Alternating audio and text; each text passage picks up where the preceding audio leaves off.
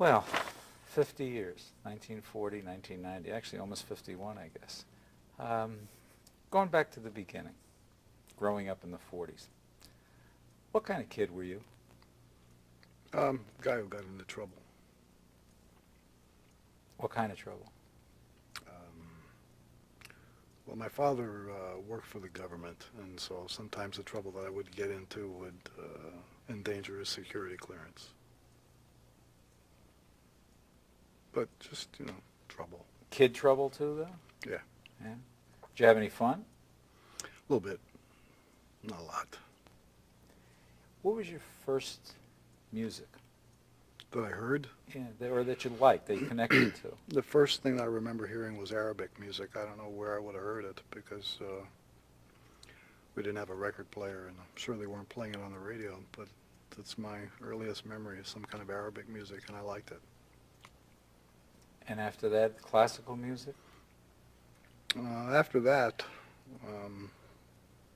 I'd heard a lot of different kinds of music in between, but it didn't appeal to me until I heard rhythm and blues, and I liked that right away.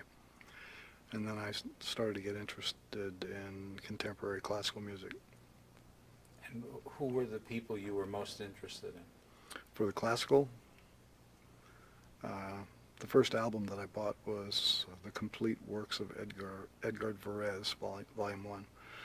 And then I got a cheap one of those budget line recordings by the Worldwide Symphony Orchestra of The Rite of Spring.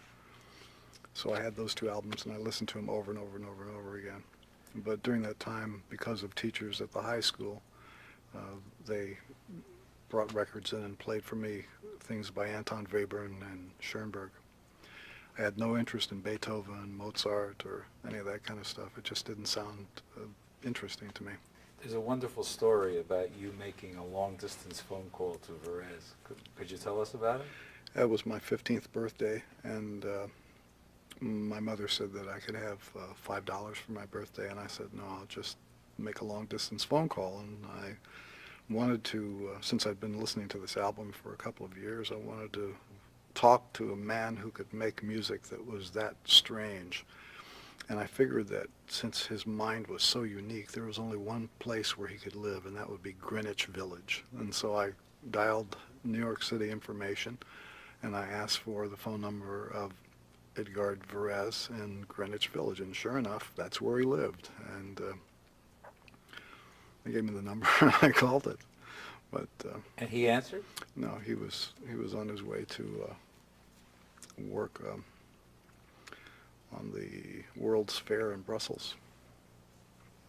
You think kids today...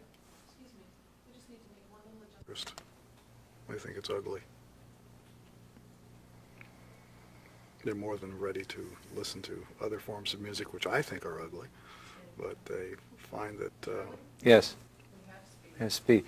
Just picking up on what we're talking about, maybe you could talk for a minute about kids today and relating to classical music, Varese, Stravinsky, whatever. There are some young people who listen to it, not because of what it is, but because it's just a variety, something different to listen to from what they've been listening to. But it's very few. In the United States, very few kids who seek it out, and even fewer of them who like it after they hear it. Why is that? Well, for one, there's no videos, and because the average music consumer today has to have 50% of the input through his eyes, otherwise the music doesn't exist. If there were, do you think, maybe you could talk about this, and if you could use the classical music phrase in it, if there were music videos of classical music, what would occur? Well, I happen to think that there would be a greater appreciation for this type of music, for classical music, for an audience that is musically illiterate, which basically is the case with the U.S. listening public. I'm going to ask you, since I'm cut out of the interview and it's just you, if you could repeat that again, if there were music videos of classical music. All right. If there were music videos of classical music, it would reach a wider audience, because of the illiteracy factor, musical illiteracy factor of American listeners.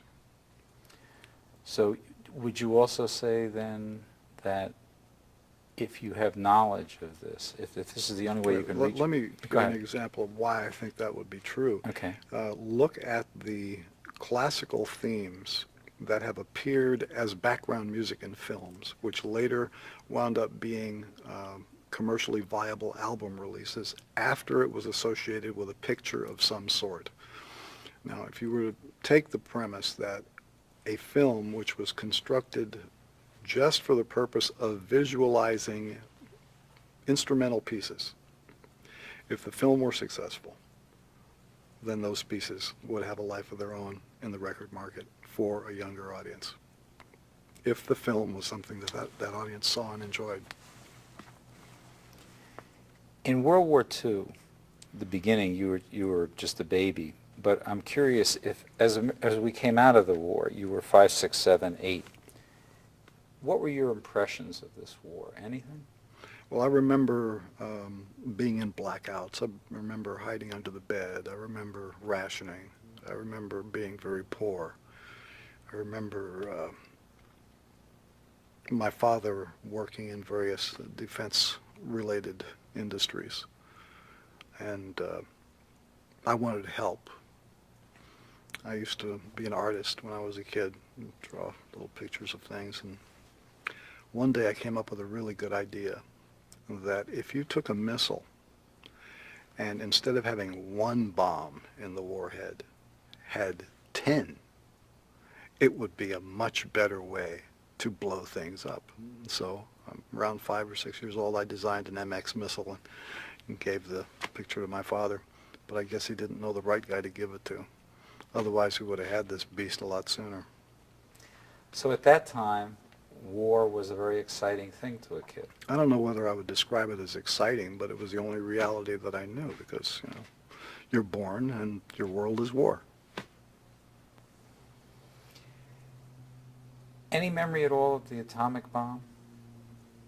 Yes. I remember that I was pretty impressed that you could make an explosion that big. You have to understand that I've always been interested in fireworks and chemistry, and my early years were spent doing experimentations with things that exploded, so I was impressed with the atomic bomb. Into the 50s, President Eisenhower. My recollection of President Eisenhower is that he played more golf than any human being that has ever been known in the history of newspapers, because the coverage of Ike's golf game was so extensive in the papers that I saw. It was unbelievable. I mean, you knew every step this man took on the links, and the last straw came in this one particular issue where Ike was on the front page playing golf, and way in the back, page 227 down there in the corner, was a tiny little article that said, "Scientists in Florida create life." It was the first time that people had taken amino acids and introduced an electrical charge into it and produced a living cell. And it was way in the back of the paper, and the front of the paper was our president playing golf. Senator Joseph McCarthy. I used to watch him on television. I think that he was one of the most important people in American history, and Mount Rushmore should either be replaced or should have a companion, another part of the mountain carved up with some other heads that have had the biggest influence on what America is today. His head should be there. J. Edgar Hoover's head should be there. Nixon's head should be there, and Reagan's head should be there. These people have done more damage to the idea of democracy than anybody from another country could ever imagine. And the impact of this poor, mentally ill, alcoholic son of a bitch and what he did to the United States, that naughty old Joe McCarthy,